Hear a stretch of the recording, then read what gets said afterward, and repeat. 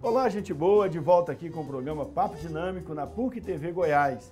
Nós estamos debatendo hoje sobre criptomoedas. Você que gosta de arriscar, que gosta de apostar, então aqui está o prato feito para você, participar e assistir ao nosso programa e curtir também lá no Facebook, no YouTube, no canal da PUC TV no YouTube, também no Instagram e no Twitter, ok? Não deixa de curtir, não, vai lá, assiste ao programa. Nesse caso aqui você pode rever o programa lá nas redes sociais e depois, então, curtir, mandar sua mensagem e também sugerir temas para a gente debater aqui, tá bom?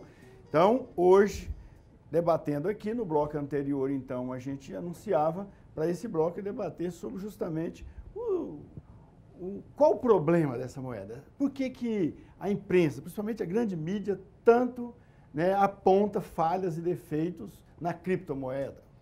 Eu acho que a mídia, em geral, ela tem esse viés de apontar mais o que dá mais ibope. E eu acho que o que dá mais ibope são justamente digamos assim, os problemas que acontecem, mas também porque as falhas. Estão sendo patrocinadas pelos bancos. Pode ser também. É o velho sistema sempre lutando. Os intermediários. Sempre lutando, pelos seus interesses. Estão lá. Mas ela tem alguns, não são problemas, são características, que torna a pessoa que está começando agora, às vezes, um pouco vulnerável, que tem que entender, Por exemplo, a volatilidade é muito alta, Hoje caiu 10%. E depois eu vi aí uma reportagem que falava que um Bitcoin valia 60 mil reais, 18 mil dólares. Ele chegou a valer. Hoje você falou que está 26, então caiu demais. Caiu bastante. Então a gente teve um boom de procura muito grande quando a Bolsa de Mercadorias de Chicago falou que ia lançar um produto que, de certa maneira, é uma chancela ao Bitcoin. Então foi a primeira instituição que veio chancelar o processo lançando um produto que poderia ser explorado pelos fundos de investimento, e aí houve uma procura muito grande, E essa procura veio a diminuir depois e tudo mais. Mas você tem esse problema e você tem outro problema também, que eu falo que é um problema similar ao que houve na época do .com. Tudo que você punha .com estourava, Hoje você colocou cripto, estoura. Tudo que você colocar cripto hoje, o povo pensa, vou fazer dinheiro aqui fácil, vou ficar rico, porque o Bitcoin subiu tanto, como esse aqui não é conhecido, vai subir também. Então, está tendo muito essa questão de esquema, pirâmide, Pessoal, aqui em Goiás mesmo, a gente teve um pessoal que não sei o que de coin, cripto não sei o que oferecia retorno de 5, 6, 7% ao mês. Não tinha nada a ver com o Bitcoin. Não tinha absolutamente nada a ver. O sistema Bitcoin foi feito, não tem absolutamente nada a ver. Isso aí é mais uma vez a ganância do ser humano, agindo contra ele mesmo. O Adriano chamava a atenção nossa, Adriano, nessa questão aí, que também é um dos riscos, além da volatilidade, o risco é de ter impostor no mercado. Infelizmente, tudo. Piratas. O Brasil é incrível. Qualquer coisa assim que vira moda, alguém fala assim, nossa, vamos aproveitar isso para dar golpe em alguém, Goiás nós tivemos, por exemplo, o exemplo do avestruz, Avestruz, a gente teve começou a se explorar a carne do avestruz, a pele do avestruz, o pessoal já criou pirâmide, boi gordo nas décadas passadas. Então, tudo se usa para fazer esquema de pirâmide, Recentemente eu até fui convidado para ir numa rádio de evangélicos, porque eles me falaram uma coisa que eu fiquei assustado. Tá tendo golpes em igrejas evangélicas. O cara chega lá, participa um mês, aí o pessoal cria confiança e fala assim, olha, vamos montar um grupo para investir em cripto. Aí leva o dinheiro de todo mundo da igreja. Então, é o trem mais maluco do mundo. Então, as pessoas, primeira coisa, na entrevista do VT apareceu o Luiz Felipe falando uma coisa que eu achei que é a mais correta.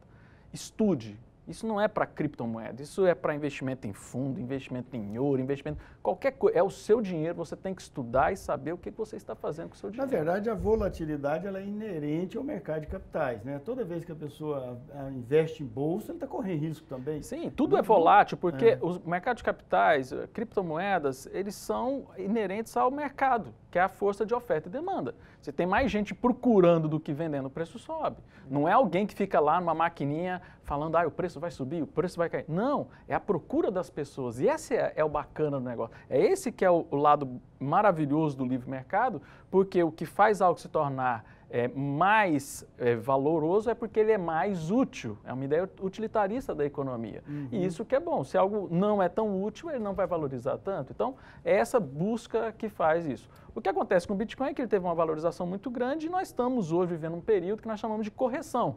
Como nós não temos um ativo, como por exemplo uma ação de uma empresa, você tem o balanço da empresa para te dar uma noção de precificação. O Bitcoin nós não temos. Então o pessoal está buscando entender qual que seria o melhor preço. E como é que a gente vai descobrir o melhor preço?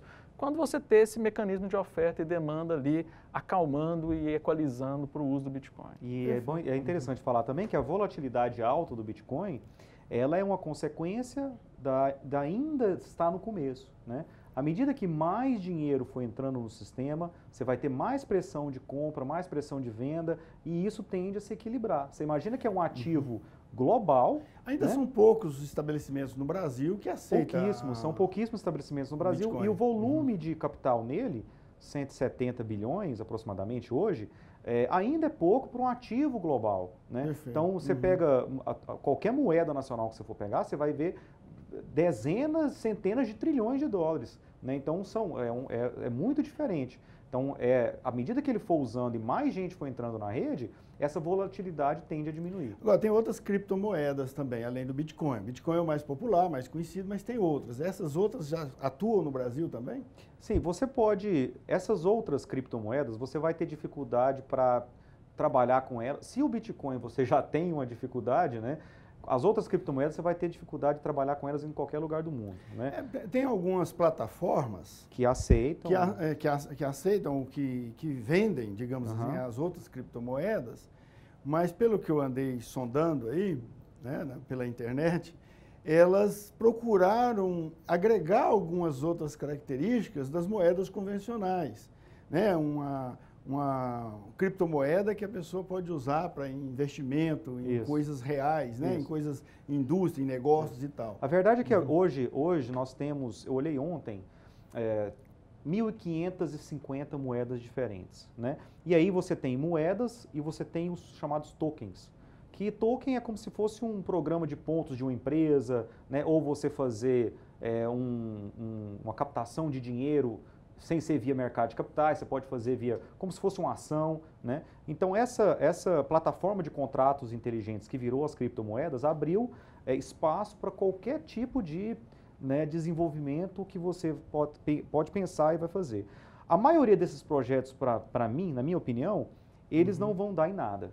Perfeito. Porque estão usando a questão do blockchain, que é uma palavra bonita, Bitcoin, para tentar dar um pouco mais de valor. Mas, no fundo, são apenas uma base de dados que o blockchain ali não agrega muita coisa. Tem muito esquema de pirâmide também, né? Eu vejo valor, de fato, no Bitcoin e no Ethereum. Você tocou no blockchain aí, Ethereum, que tem a cripto...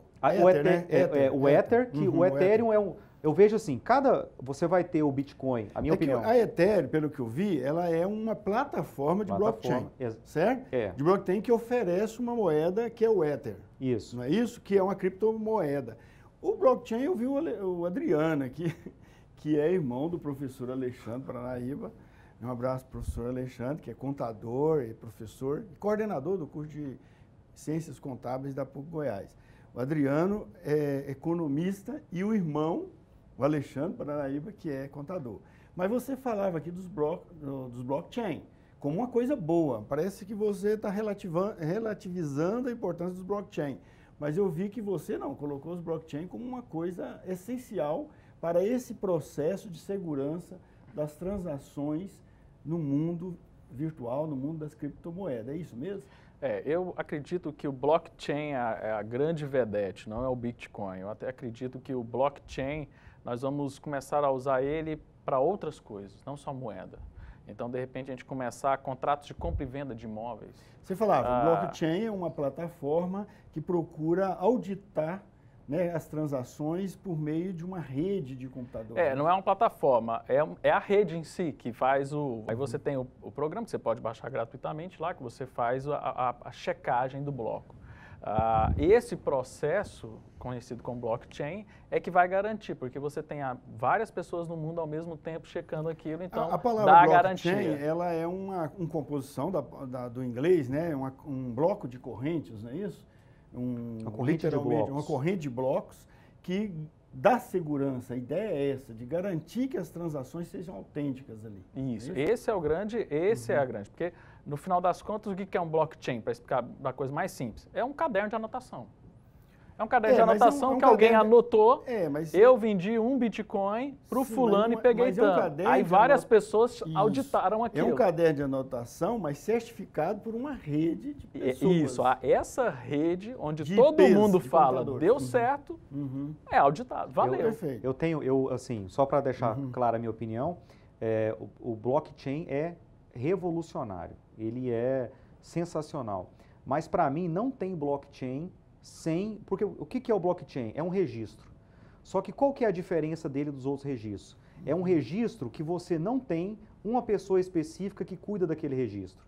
Ou seja, ele é um registro imutável. Né? A partir do momento que aquilo foi colocado ali, você pode garantir que aquilo não vai ser alterado. Então, o que ele pode servir, por exemplo? Você compra um carro hoje, você checa as informações, você tem 100% de certeza daquelas informações ali?